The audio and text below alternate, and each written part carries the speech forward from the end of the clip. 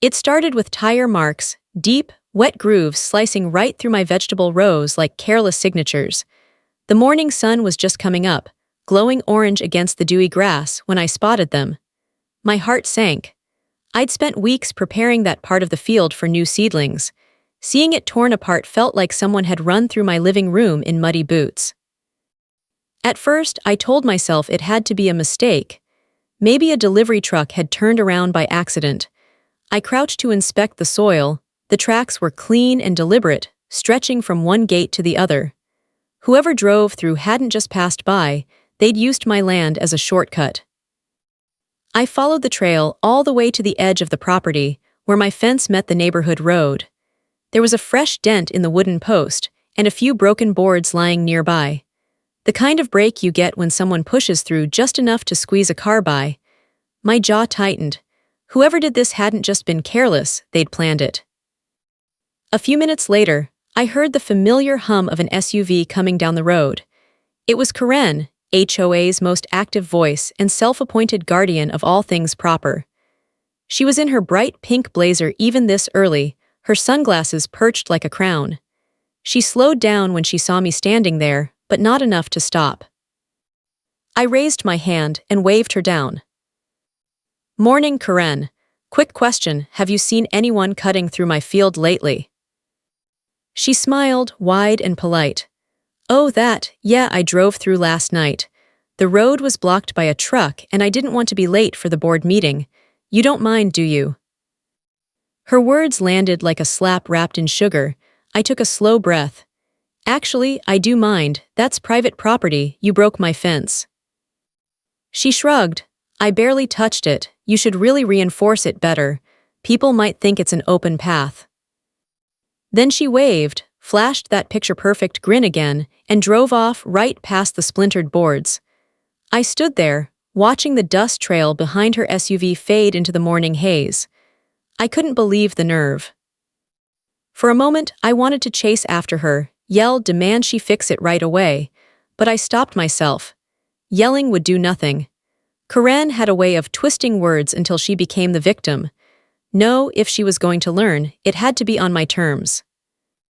I spent the rest of the morning repairing what I could.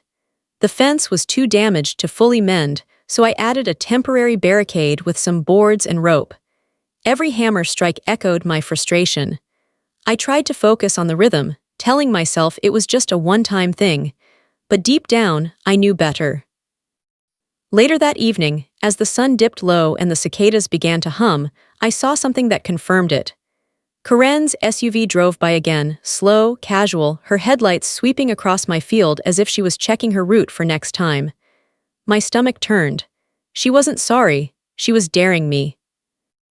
I pulled out my phone and took a quick picture of her license plate, just in case. My hands were still trembling when I went inside.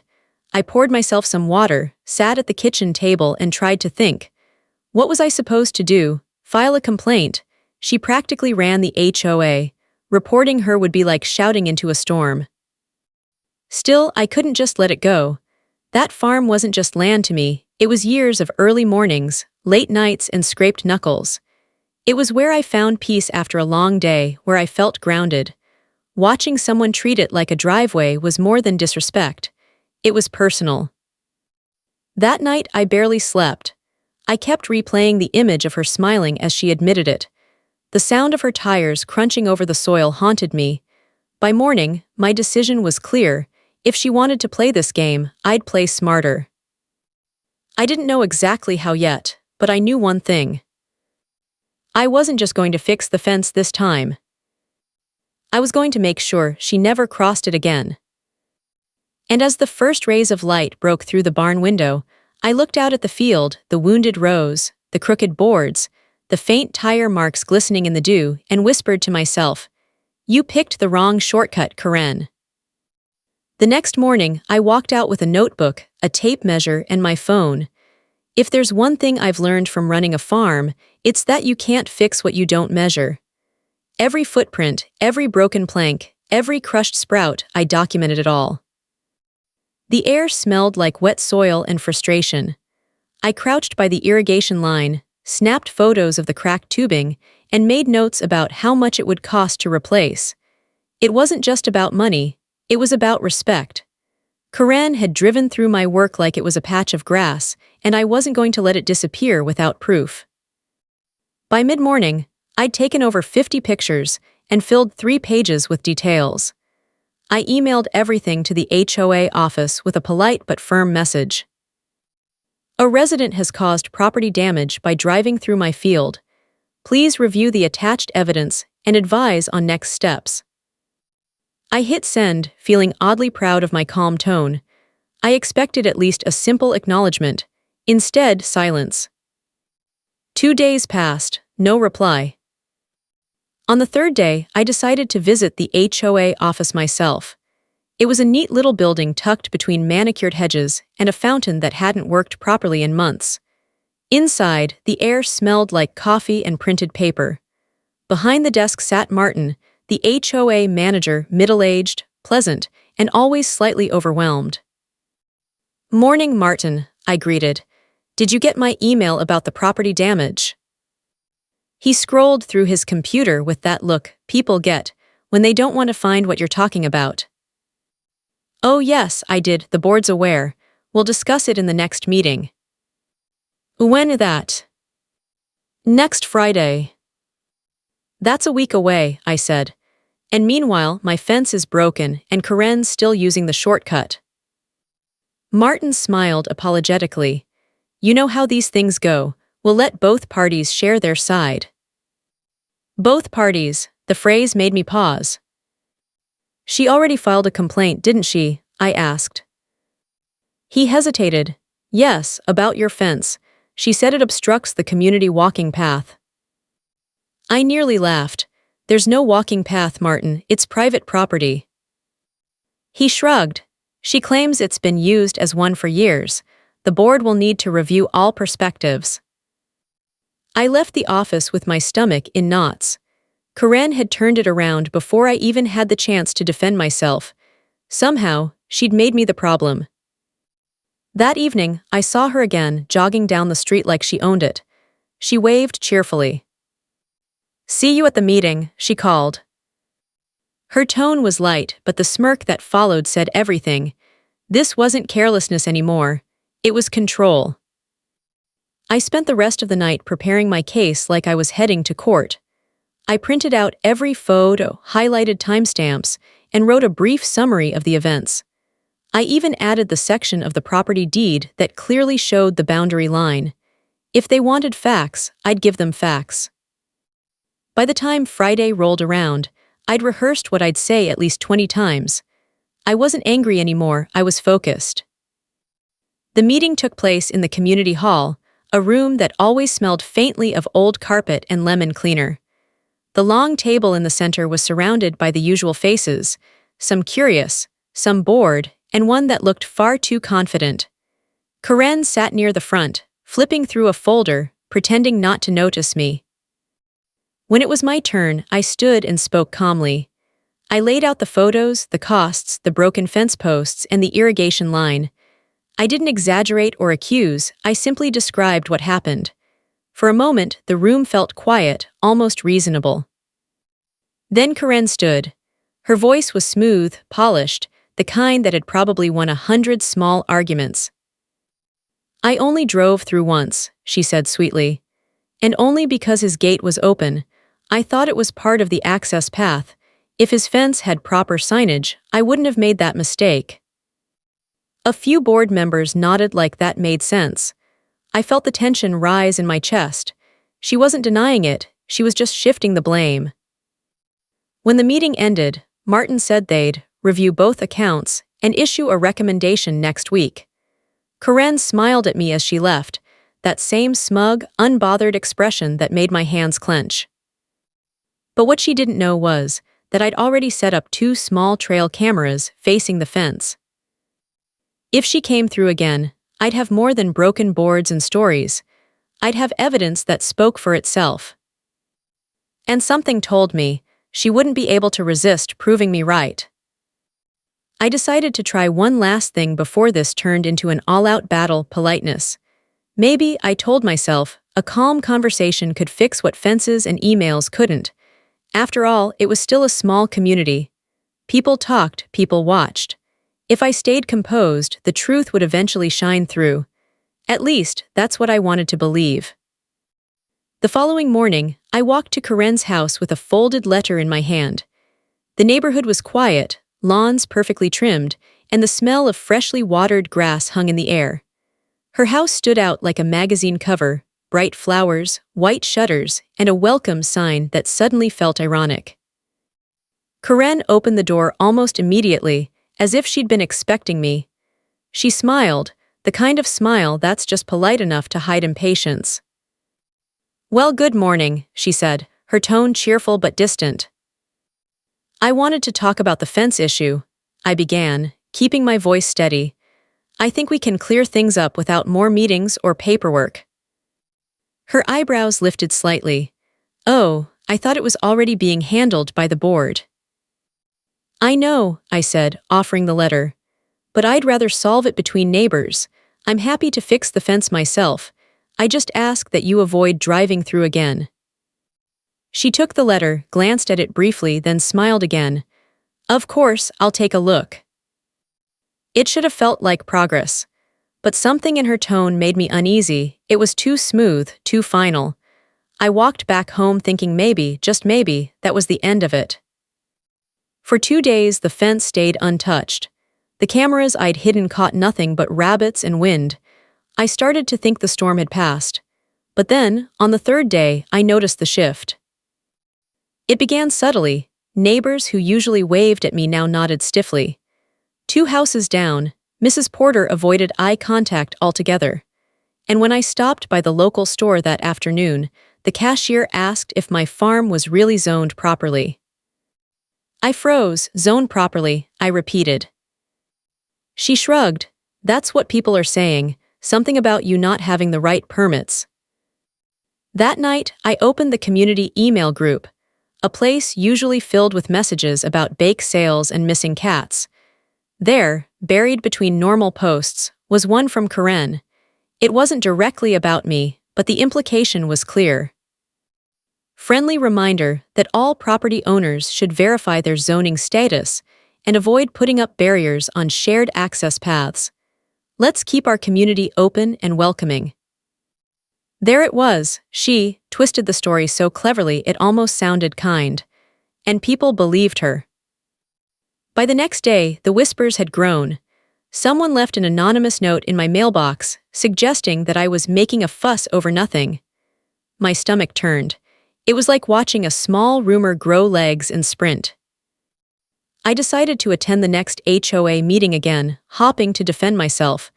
When I arrived, the atmosphere was different. Conversations quieted when I walked in. Karen sat near the front, chatting easily with 2 board members. When the meeting began, I raised my hand to address the ongoing issue. But before I could finish my first sentence, Karen interrupted. "Oh, I think we've already resolved that," she said sweetly. "Everyone understands now that it was just a misunderstanding. Isn't that right?" A few people nodded.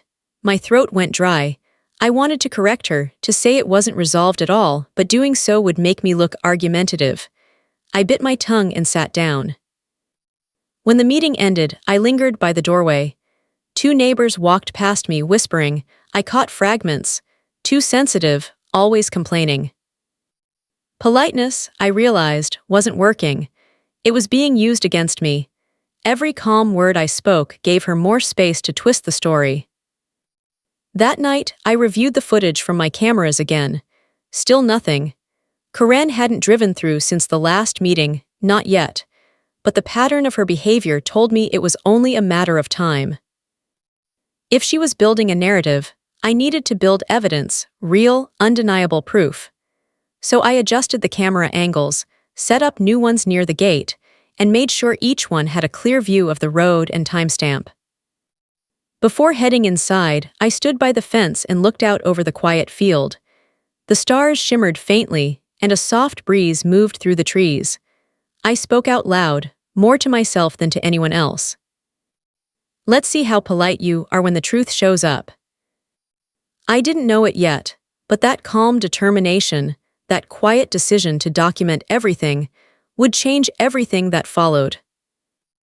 Because sometimes, the only way to answer false stories is to show the one thing that never lies: the camera. The next week crawled by like a long breath held too tightly. Every evening, I walked the fence line, double-checking the camera placement, testing the angles, and reviewing the footage. Most nights, it was nothing but crickets and the occasional raccoon sniffing around. It almost felt peaceful until Friday evening. The sun was setting, painting the sky in soft shades of orange and gold. I was sitting on the porch sipping coffee when I heard it, the distant hum of an engine. My heart skipped. The sound grew louder, steady, and familiar. Corinne's SUV. I leaned forward, holding my breath. Her headlights appeared at the far end of the road, sweeping across the gravel. She slowed down near the fence, just long enough for me to feel a spark of hope maybe she'd learned. But then, the light tilted. The beam shifted toward the gate, and in one smooth motion, she turned her wheel and pushed through again. The sound of tires crunching across my field was sharper than ever. My coffee went cold in my hand. I didn't move, didn't shout. I just watched in stunned silence as she crossed from one side to the other, right through my soil again. When the engine faded, I went straight to the cameras. My hands trembled as I connected them to my laptop. The footage played back in clear, undeniable detail: her SUV, her license plate, the time and date. She didn't even slow down this time.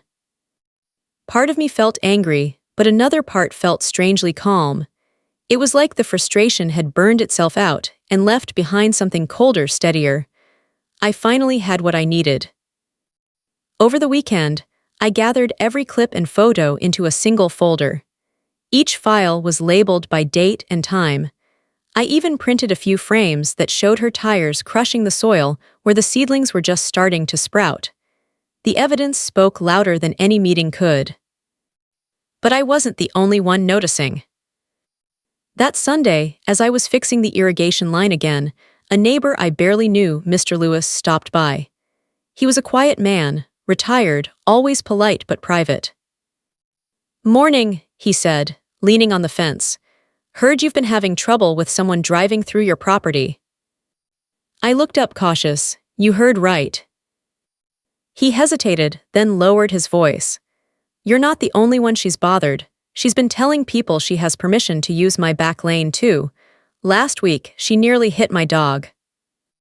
I blinked. "She did what?" He nodded grimly. "Didn't stop either. My wife says to just let it go, but I've had enough." We talked for nearly an hour, comparing notes and timelines. The pattern was clear. Corinne wasn't just bending rules with me. She'd been treating the entire neighborhood like her personal shortcut network. That evening, I reviewed the rest of my footage. On one camera, I caught something unexpected. Corinne's SUV paused in front of my gate one night, engine running, and a man stepped out from the passenger side. He got out, looked around, and kicked at one of the boards before getting back in. The car drove off. I sat back in my chair, staring at the screen. That wasn't just carelessness anymore. That was deliberate. I saved the clip, labeled it carefully, and backed it up twice. Then, I decided it was time to stop being quiet. The next morning, I printed everything and placed it neatly in a binder. On the cover, I wrote in bold black letters, "Property Damage Report Supporting Evidence." I walked into the HOA office like I was carrying a secret. Martin looked up from his desk, eyes widening slightly when he saw the binder. "I've gathered some documentation," I said, setting it down. "All dates, times, and proof of repeated property damage. I'd like this entered into the record for the next meeting." He flipped through the first few pages, his expression shifting from polite to serious. "This is a lot of detail," he murmured. "It's also the truth," I replied. He nodded slowly. "I'll make sure the board reviews it. And just between us, you're not the only one who's come forward." That stopped me. "You mean others have complained?" He gave a small, tired smile. "Let's just say the board, starting to notice a pattern." As I left the office, the weight I'd been carrying for weeks began to ease, just a little. I didn't know exactly how the next meeting would go, but one thing was certain. This time, the story wouldn't rely on opinions or rumors. It would rely on truth. That night, I checked the cameras one last time before bed. The fields were calm, moonlit still. For the first time in weeks, I felt a strange sense of control return. Karen might still think she had the upper hand, but the difference now was simple. She was driving through my land in the dark, and I was the one holding the light. By Monday morning, I had already made up my mind. There would be no shouting, no arguments, no public drama. If Karen wanted to play the game of appearances, then I would beat her at her own rules, calmly, quietly, and with proof that no one could twist. I started by organizing everything into a story that even the HOA board couldn't ignore. Not just random clips and photos, a clear timeline. Each page of my binder told the story from start to finish. The first tracks, the broken fence, the failed meetings, and finally, the videos of her driving through my field more than once. But I needed more than documents. I needed perspective, someone who understood how to present facts without emotion. That's when I called Emily, a neighbor who used to work as a paralegal before she moved out here for a quieter life. She was the kind of person who noticed details and didn't get easily intimidated. When I explained everything, she didn't look surprised. "Karen, been a problem for a while," she said matter-of-factly. "You're just the first one who's documenting it properly." She spent an afternoon helping me review the binder. "You don't need to be loud," she said. "You just need to be clear, let the evidence speak. People remember what they see more than what they hear." By the end of the day, the plan was set. I'd present the binder at the next HOA meeting and let the facts unfold step by step. No accusations, just truth, supported by timestamps and calm explanations. Still, I couldn't shake the feeling that I was walking into a storm. Karen was smart, persuasive, and good at making herself the hero. I needed a backup, something that would make sure the story didn't quietly disappear after the meeting. That night, I drafted a short, polite email to a local community reporter named David. He often covered neighborhood issues, from charity events to zoning disputes. I wrote, "I'd like to share documentation regarding ongoing property damage and HOA inaction. This is not a personal conflict. It's a story about accountability and fairness." I didn't expect a reply so soon, but by the next morning, he responded, "I'm interested. Can you send me the timeline and evidence?" I did, carefully leaving out names for now, just presenting the situation factually. Within a few hours, he replied again. "I might attend the meeting. Seems like an important story about property rights." That was exactly what I needed, a quiet observer. As the week went on, I prepared for every possibility. I rehearsed my explanation, made copies of the binder for each board member, and kept my tone neutral. My goal wasn't to embarrass Karen, it was to protect my land and reputation. Still, part of me couldn't ignore the nerves. Every time I passed by her house, she was there, gardening, smiling, waving as if nothing had happened. It was the smile that got me. That small, confident look that said she believed she was untouchable. On Thursday evening, I saw her again at the mailbox. She greeted me cheerfully. "Looking forward to the meeting tomorrow," she said, almost sing-song. "I think everyone will finally understand what's going on." I smiled back just as calm. "I think so too." Her expression faltered for half a second before she turned away. For the first time, she didn't have the last word. The next morning, I woke up early. The sky was gray, heavy with the smell of rain. I dressed neatly, not like a farmer this time, but like someone ready to be heard. I packed the binders into a satchel and left early for the meeting. When I arrived, the community hall was already buzzing. People were chatting, sipping coffee, and exchanging polite smiles. At the front, Karen stood with two board members, speaking animatedly. Her voice carried, confident and smooth.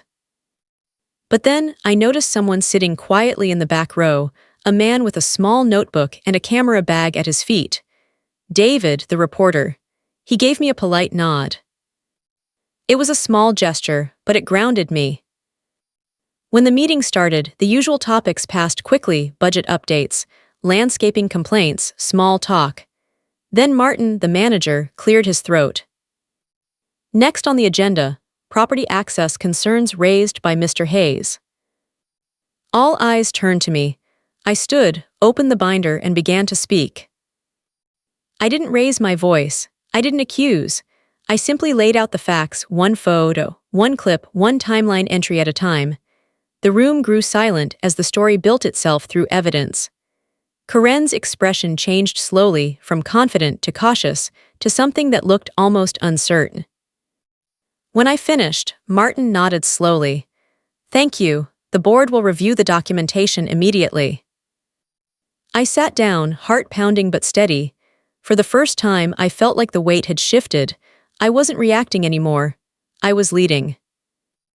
As the meeting ended, Karen avoided my eyes. Outside, I saw David quietly taking notes as the rain began to fall. He didn't need quotes. The story was already writing itself. Tomorrow, the truth would no longer be just mine to tell. The community hall was packed that evening. Folding chairs filled every corner, and the sound of soft chatter echoed off the low ceiling. The rain from earlier had turned into a steady drizzle, tapping gently against the tall windows. The air felt heavy, the kind of stillness that comes before something big. I sat near the front with my binder resting on my lap. My palms were slightly damp, but my heart felt steady. I wasn't there to argue. I was there to show the truth and let everyone decide for themselves. Across the room, Karen stood surrounded by her usual circle, a few board members and neighbors who seemed to hang on her every word. She was dressed sharply, as always, her bright scarf standing out like a flag. She laughed lightly at something one of them said, then looked at me for just a moment. Her smile was confident, almost challenging. When the meeting started, Martin, the HOA manager, ran through the usual agenda: maintenance budgets, landscaping updates, upcoming events. Then his tone shifted slightly. Next, we'll review an ongoing property matter involving boundary concerns and vehicle access. All eyes turned toward me and Karen. "Mr. Hayes," he said, "would you like to begin?"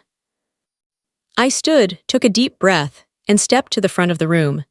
The sound of my footsteps echoed faintly on the linoleum floor. I opened my binder and began speaking in a clear, calm voice. I live on the edge of this neighborhood, where my small farm begins. For several weeks, someone has been driving through my field, damaging fences and equipment. I reported it through the proper channels, and I appreciate the board's time tonight. I paused, letting the words settle before turning the first page. This is the timeline, photos, receipts, and evidence collected over the past month. I handed copies to each board member, then placed a small portable screen on the table. The video clips started to play, silent, time-stamped, undeniable.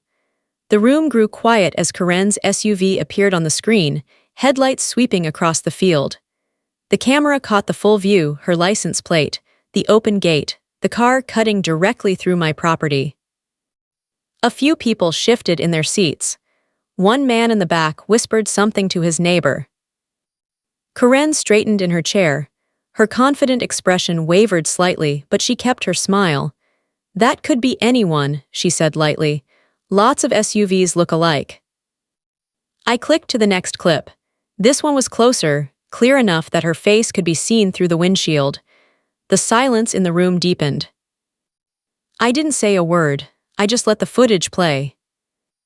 When it ended, I turned to the board. "I'm not asking for anything unreasonable.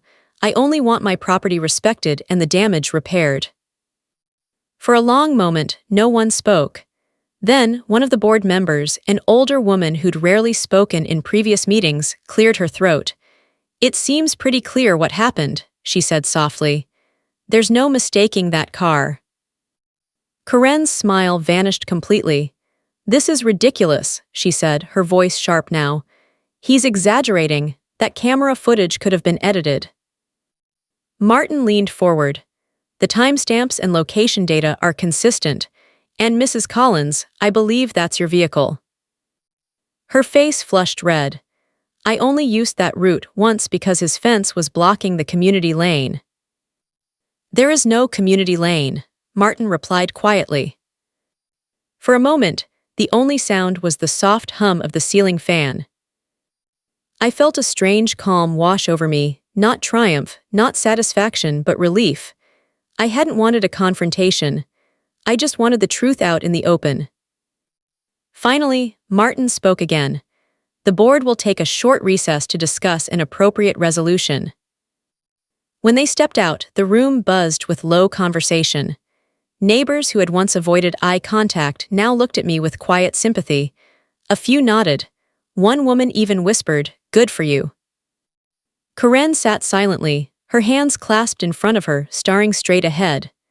Her confidence had drained away, replaced by something quieter, disbelief, maybe, or the realization that the story she'd built was cracking apart.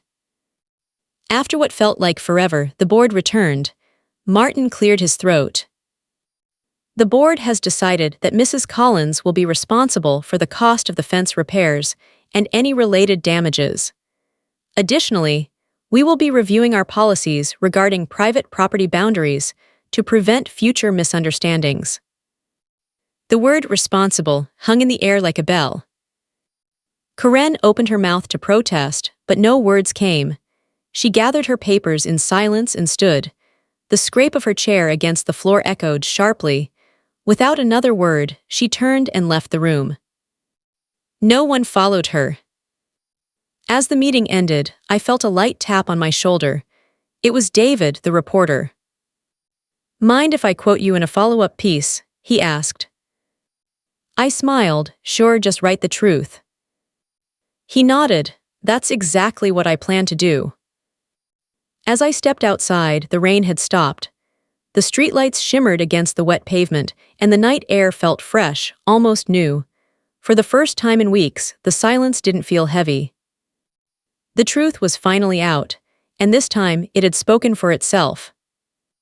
For a few days after the meeting, everything felt strangely peaceful. The neighborhood, once filled with small tensions and whispered complaints, had gone quiet. People waved more often, and the few who had kept their distance before now stopped to talk when I was out near the field. It felt like a shift, a small but noticeable one. For the first time, I wasn't the outsider farmer living on the edge of the HOA. I was just another neighbor. But peace with Karen Collins was never built to last. It started subtly. On Monday morning, I found my mailbox left open and my letters soaked from the night rain. I thought maybe it was the wind. By Tuesday, a section of my wooden fence, the one farthest from the road, was mysteriously unlatched. Then came the rumors. At the general store, I overheard two residents talking quietly. "She said he set her up," one whispered. "That he doctored the videos." "Seriously," the other said. "The footage looked pretty clear to me." By the time I got home, I already knew what was happening. Karen wasn't the type to admit defeat, she was the type to rewrite the ending. That afternoon, I saw her walking her dog past my property, phone in hand. She stopped at the corner near the old oak tree and started taking pictures of my fence, the gate, even my mailbox. I stepped outside and called out, keeping my tone polite, "Need help with something?" She smiled tightly. "Just documenting my surroundings. You can't be too careful these days." "Good idea," I said evenly. "I've been documenting mine for a while now." Her smile flickered, but she turned and walked away without replying. That night, I added a new page to my binder, labeled after the meeting. I took photos of the open mailbox, the unlatched fence, and noted the date and time. It wasn't paranoia anymore. It was prevention. By Thursday, things escalated again. A letter appeared in my mailbox, no stamp, no signature.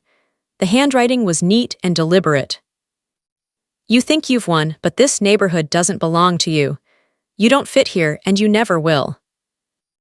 I stared at the note for a long time. There were no threats, no profanity, just enough to feel unsettling. I took a photo and added it to the binder. Later that evening, I got a call from Emily. "She's trying to spin the story," she said. "She told people you've been harassing her since the board's decision." "Of course she did," I said quietly. "She's trying to play the victim now." "Do you want me to talk to Martin?" I shook my head, even though she couldn't see me. "Not yet, I just want to see how far she'll take it." On Friday morning, I walked into town for coffee. David, the reporter, was there, sitting by the window with his laptop open. He waved me over. "Your story got more attention than I expected," he said. "People are talking about HOA boundaries and property rights in a good way. But I also heard someone been trying to discredit you." "Karen," I said simply. He nodded. "I figured. I've checked the footage again. There's no editing. If she keeps spreading rumors, she's only digging a deeper hole." I left the cafe feeling both reassured and uneasy. I knew Karen wasn't finished, but she was running out of ground to stand on. That weekend, she made her next move. Late Saturday afternoon, a few neighbors gathered outside the HOA hall for a casual cleanup event. Karen showed up with a stack of flyers and started handing them out. When I approached, a few people looked awkwardly at me. One neighbor hesitated before slipping me a copy of the flyer. It read, "Is your neighborhood being misrepresented? Let's keep our community fair and honest. Speak up before one voice speaks for everyone." No names, no accusations, but the implication was clear. I didn't confront her. I just folded the flyer neatly, tucked it into my binder, and went back to work. That evening, while feeding the animals, I saw her car drive slowly past the field. She didn't stop this time, but her headlights lingered just long enough to let me know she was watching. The next morning, I received an email from Martin.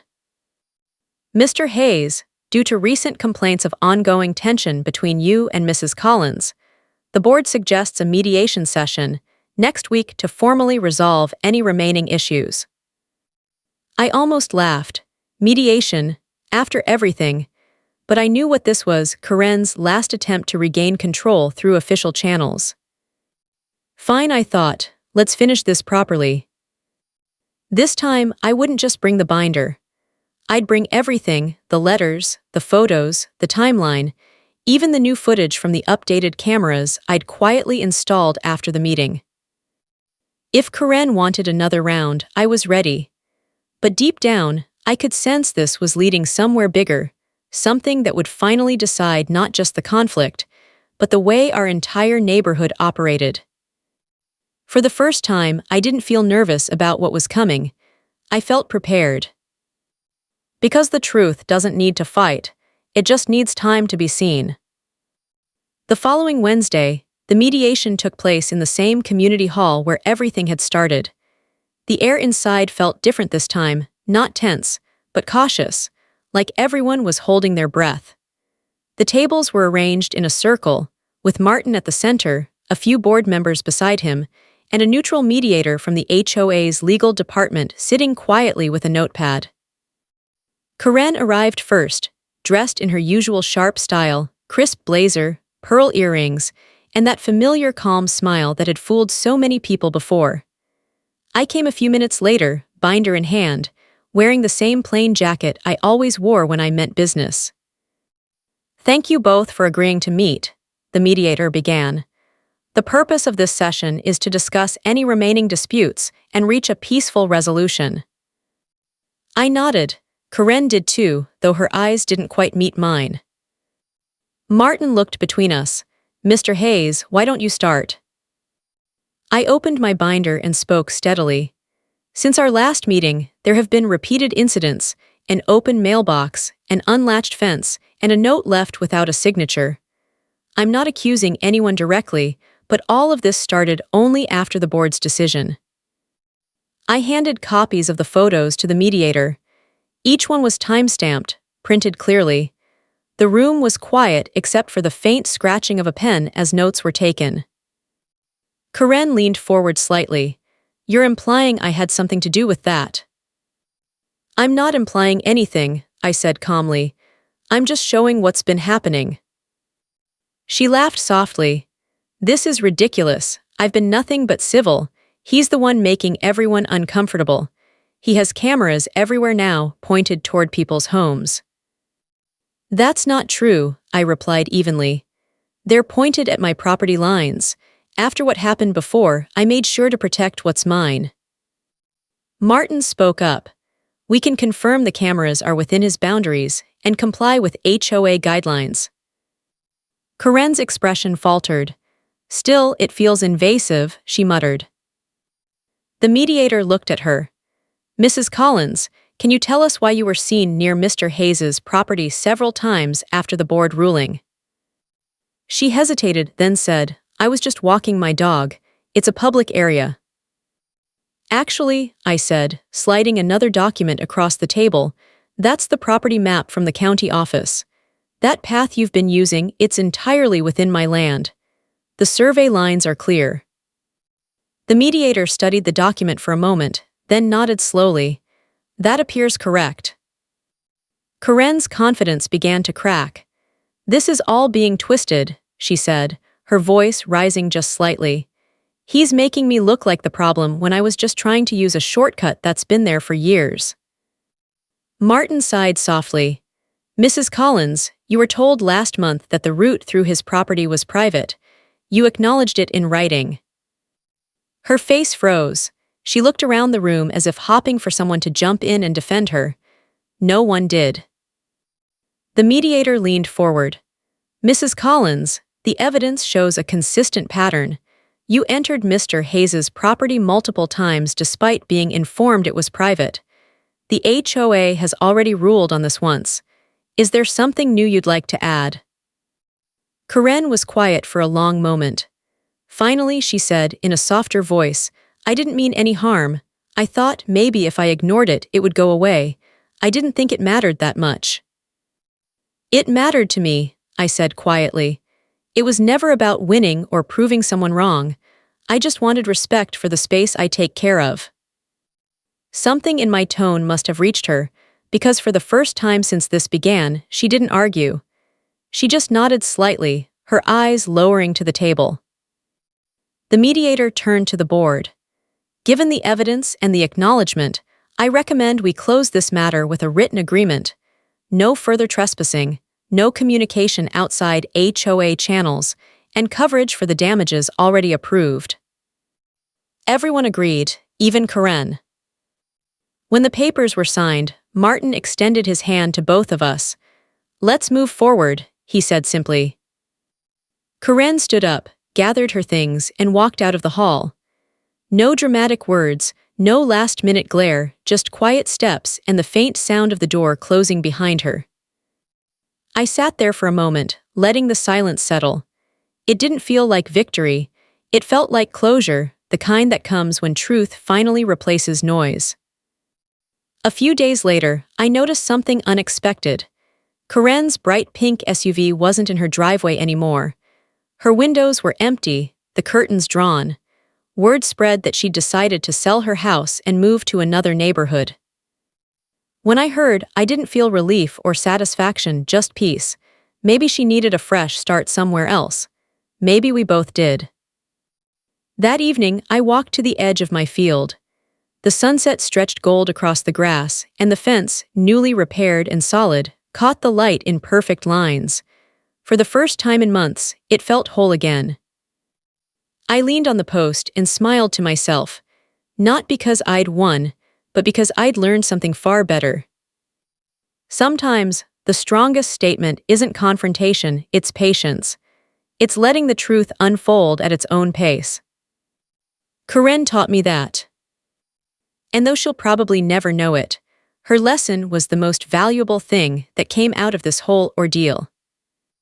My land was quiet again, my life was my own, and this time the peace felt earned. Every HOA has a story on HOA headaches. You'll hear the ones they tried to bury. Subscribe today.